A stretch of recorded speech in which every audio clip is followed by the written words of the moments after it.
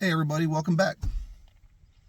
Today's story time consists of a story that happened to me in Daytona Beach in, I believe it was the year 2000. When we lived there, me and my girl had lived there for a year in Daytona, and let me tell you, it's a lot of fun. It's a lot of fun living in Daytona. There's always something going on, and it's warm. Living here in West Virginia, it's not always fun because it's not always warm, but Daytona was a lot of fun. And what this consisted of is there's a lot of transients and homeless people in Florida. And I'm not saying that to put anybody down because it's really no big deal, but there's a lot of transients, and these people sleep under bridges, they sleep under, canopies in parks and such. And where I was living at, it was pretty bad because if you didn't bolt your stuff down, you would lose your stuff. Case in point, one time I had a pair of shoes that I used to wear in the river, the Halifax River down there. I used to fish a lot. And I came out one morning and they were gone. They were on my back porch. They were soaking wet from the day before. I used to take them off before I went in the house. They smelled like the river, but every time I would go fishing, that's what I would wear. And one morning I come outside and they were just gone, so they just took them. Well, another time that happened is when I came in from fishing one time. I came in, I went on my front porch, I set my stuff down because I lived in an apartment. I think it had four apartments in this building. Set my stuff down, I walked in the door, was in there for a few minutes, came back out, and my fish rod on my tackle box and all this stuff was gone completely off my front porch. Well, this consists of a time where my girlfriend was given a bike. It was a really funky looking purple bike. You could tell it had sat on a dock for a long time. And the salt air and everything had taken the paint off of it. It had rusted up all the chrome that was on the wheels and everything. But it was a beach cruiser bike, and it ran good, and she rode it, and I rode bike a lot too, so that's what we did. So one evening, she came back from wherever she was, and she'd put the bike on the porch, and we were in the house. We came back outside to bring her bike in the house because we knew it was going to get stolen, and it was already gone. This bike was one of the bikes where if you ever seen it again, you would know that was that bike. From between the faded color and the rusted wheels and everything else on this bike, you would know this bike. So some days had passed and all, and one morning I took my girlfriend to work.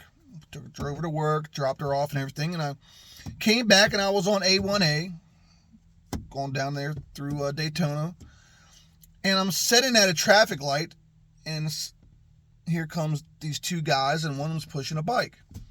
And guess what bike it was? It was her bike. And I'm watching them push this bike across the park. I'm watching them across the street. Watching them. I said, look at this crap. There's my girlfriend's bike right there. I'm not trying to single nobody out, so I'm not going to mention her name. But, so I watched them push it down, and they walked down the street, and they went down, and they were stopped on this corner. Well, I made a right-hand turn right there, and I went down, and I found this parking lot, and I parked my truck, and I got out. And I walked over to these two guys, and I was like, struck up a conversation. I said, that's my girlfriend's bike. Now, you could tell they were probably homeless. The one guy looked disheveled. The other dude he was with was an older guy, and he had a walking cane. And the guy kept telling me, no, this is my bike. I said, no, dude, this is my girlfriend's bike. And it was stolen off my porch the other day, and I would like it back. Well, he was adamant. Nope, this is my bike. My girlfriend gave it to me, and this and that. And every time I turned around, his story was changing, and I knew it was this bike. So I said, well, I'm going to get this bike. Walked back across the street, and I grabbed this billy club I had in my truck, and I come back across the street. And when I did, the other old dude with the cane kind of drew the cane back like you better back up. I said, you better back up. I said, you better give me this bike. He's like, oh, man, this is my bike. And then I looked up, and I happened to be standing in front of a government building. And I'm like sitting there thinking to myself, you're getting ready to get in a lot of trouble, Terry. So I was like, look, this is my girlfriend's bike, and I want it back and everything else. He's like, no, it's my bike, and I can prove it. My girlfriend gave it to me, and I can prove it. I said, how are we going to prove it? He said, we can go over there and ask her. I said, how are we going to go over there? He said, well, just put my bike in the back of your truck. He said, and we'll drive over there, and you can ask her, and she'll tell you. So I'm sitting there thinking to myself, yeah, all right, let's do that then. So I walked back over my truck, I put my billy club back behind the seat, and I got in the truck, and I drove back around, And when I pulled up on these two guys standing on the corner, I was watching the traffic light. Traffic light was green. When I rolled up on it, it turned red.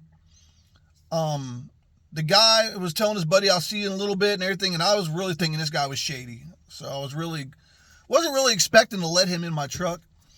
But it just so seemed to be about the time that he took this bike and threw it over the edge of my truck and into the bed of my truck. That light turned green. And when that light turned green, I nailed it. And while he was trying to drag onto the bike handlebars and everything, I was gone and just pulled it, and I took the bike with me and it was gone.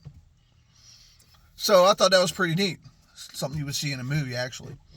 So I get it home, and I put it in the house, and when I went to pick up my girlfriend at work, I brought her back home, and I was going to surprise her, and when she walked in the house, she sees the bike, she says, "My bike, how did you get my bike back?" And I told her the story.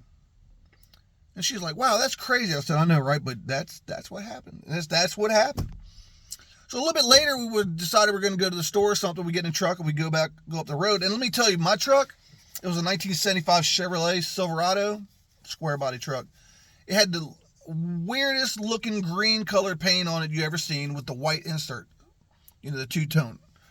And I've only seen 2 trucks like this even up till today. And this is way back when.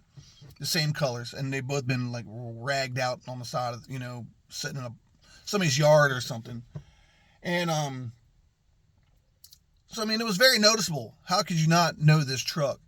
So we pull up on this traffic light, basically the same traffic light that I was at earlier that day when these guys walked across the street in front of me. And wouldn't you know, here comes old boy walking across the street. He gets right about in front of my truck, and he's looking at my truck, and he looks at me, and he knew it was me. I knew it was him. We just looked at each other. And I told my old lady, I said, "That's him right there." He kept walking. Right across the street. Gone.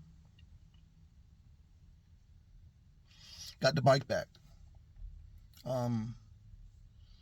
Nobody got hurt. My girlfriend was really happy. I was really happy. It was really neat. It was a really crazy experience. But anyway, that's what happened in Daytona. That's one of the stories in Daytona. I got some more. If y'all like to hear some more stories, let me know. I would sure love to tell them. Have a great day.